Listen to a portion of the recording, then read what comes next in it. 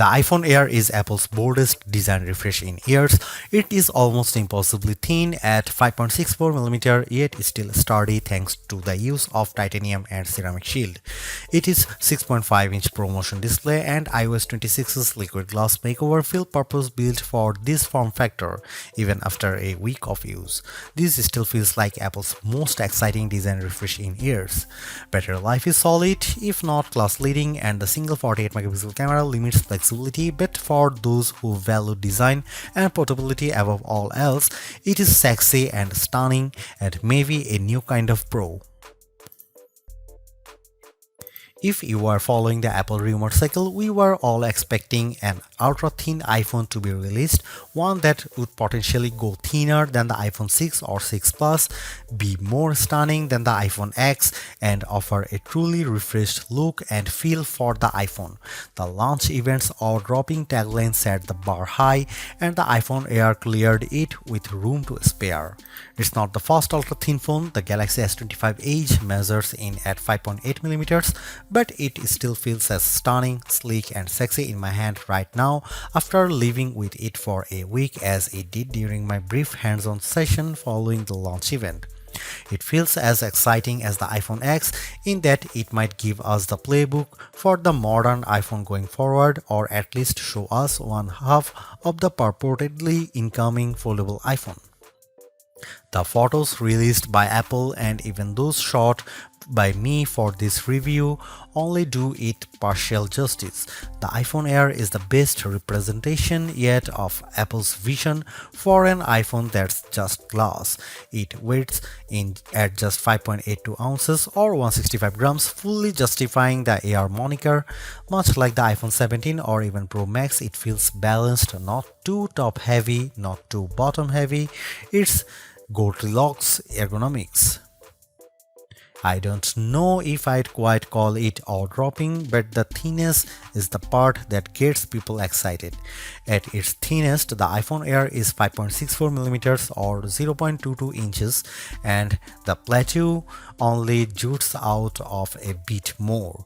I was instantly wowed, and over the course of a week, I have really become accustomed to this look and feel for an iPhone. While conducting some testing over the week, I showed it to my brother and sister-in-law, who were both visibly impressed when holding it. They asked about durability and were a little stunned at the overall feel. Then came the questions about battery life and the camera, both of which I will address below, and whether the USB-C port was thinner. On that last point, it is still a regular USB-C port, but to fit it in this frame and get in this small, Apple's design team started by 3D printing a custom one. And given how thin this phone had to be, Apple went back to grade 5 titanium for the shell and sides of the device. To further enhance the looks, it has a polished finish. My sky blue review handset is different from the MacBook Air and iPad Air colors of the same name. It is a bit lighter and pastel-like. I really like it, and the Air also comes in light gold, space black, and cloud white. While the innermost layer of the iPhone Air sandwich is made of that strong titanium, which can bend slightly under pressure but is designed to spring back, it's topped and bottomed with glass and glass ceramic, specifically Ceramic Shield 2 on the front and the Ceramic Shield on the back. The rear, like the iPhone 17, is mostly frosted matte glass, while the top bump gets the glossy finish. Apple says the Air is 3 times more scratch resistant on the front, so I've still been careful sliding this in and out of my front or rear jeans pockets, and the back is 4 times more crack resistant. It also has the same IP68 rating for resistance to dust and water as the iPhone 17, 17 Pro and 17 Pro Max. It survived a light drizzle shortly after I unboxed it in Apple Park. The weather's been wet in my home state of Jersey, and the Air has shown no issues on being used in rain or surviving a dunk test. Even given the extreme thinness here, you still get the usual buttons you would expect on an iPhone. Camera control has been redesigned to live on the right hand side, and it's slightly thinner but about the same length as on other iPhones. The power or sleep button sits slightly higher on the side with the action button, volume up and volume down on the left. The main mono speaker lives at the top of some microphones, and there are two other microphones either side of the USB-C port on the bottom.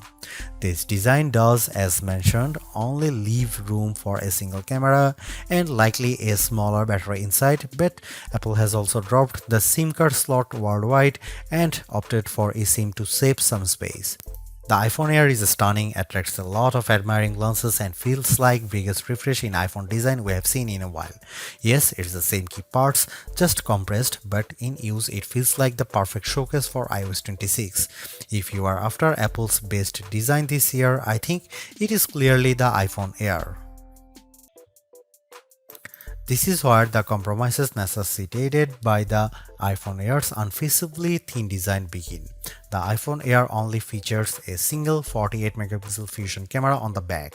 It can shoot at 1x, a sensor crop in 2x, or a maximum digital 10x, but the quality falls off noticeably with the latter. I will cut to the chase here. If you are after the iPhone with the best cameras or even just some variety for shooting, this is probably not it. Here are some camera samples of the new iPhone Air.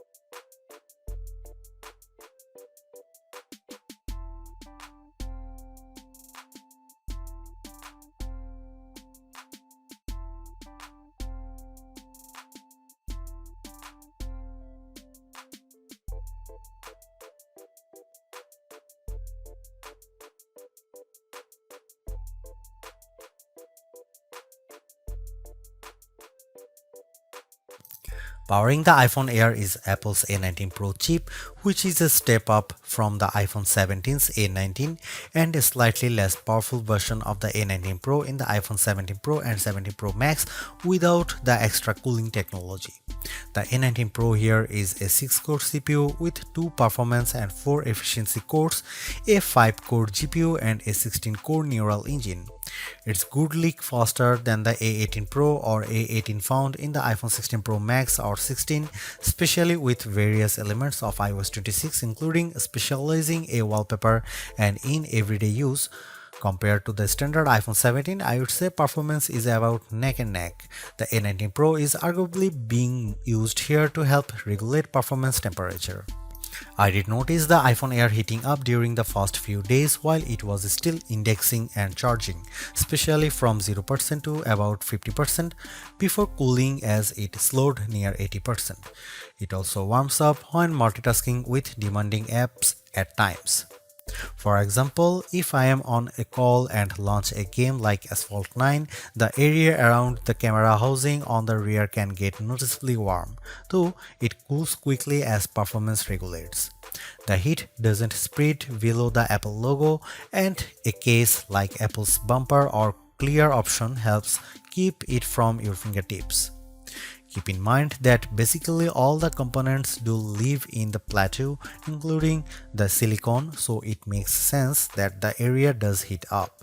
When it comes to non-gaming tasks, though, the iPhone Air handles everything well and delivers strong performance while keeping cool. That was the case with my daily workflow consisting of calls, audio and FaceTime, as well as mail, Gmail, Slack, Safari, Chrome, Edits, CapCut, the camera, and the other apps. Even with creating a Genmoji or using Image Playground or another facet of Apple Intelligence, the iPhone Air didn't get especially warm. In terms of quantitative testing, the iPhone Air scored slightly higher than the iPhone 17 on Geekbench 6.5 at 3723 on single core and 9665 on multi-core. That's in line with smartphones at this price range, so as we noted in our Galaxy S25 Edge review, that phone has a thermal solution for keeping things cool. We can only guess at the iPhone Air's battery size for now, as Apple doesn't officially release those numbers. It is clear though that the company has squeezed as large a cell as possible inside this ultra slim smartphone. Instead of capacity, Apple provides viewing estimates up to 27 hours of downloaded video playback and 22 hours of streaming. With the $99 MagSafe battery attached, those numbers rise to 40 and 35 hours respectively, about a 65% boost. In my experience, the iPhone Air generally lasts through a workday 6 to 8 hours depending on use. That's behind the iPhone 17, 17 Pro and 17 Pro Max, but it still meets Apple's all-day standard. On the test, I took it off the charger at 7:30 am and it lasted until 5:50 pm or 10 hours and 20 minutes. At best, I recorded 6 hours and 35 minutes of active screen time. On average, I got around 4 hours and 45 minutes.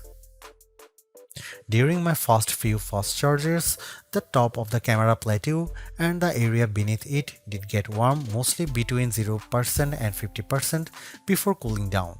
This isn't unusual for fast charging and reflects the component layout. Power users will likely need to recharge by the time they get home. Apple's slim MagSafe battery nearly matches the Air's profile, adding only a bit more thickness than the camera bump. It recharges intelligently throughout the day, manages heat well, and uses pocket detection to optimize charging times. Optional, yes, but it complements the iPhone Air experience nicely. The iPhone Air delivers remarkable performance in a super thin and light design that's very durable. I especially like getting A19 Pro power in something this compact, but you have to make some trade-offs for the steep $999 price. You get only a single rear camera, which means no telephoto zoom, ultra-wide or macro shots, and while the Air's battery life is solid, it's a few hours behind the iPhone 17 Pro Max.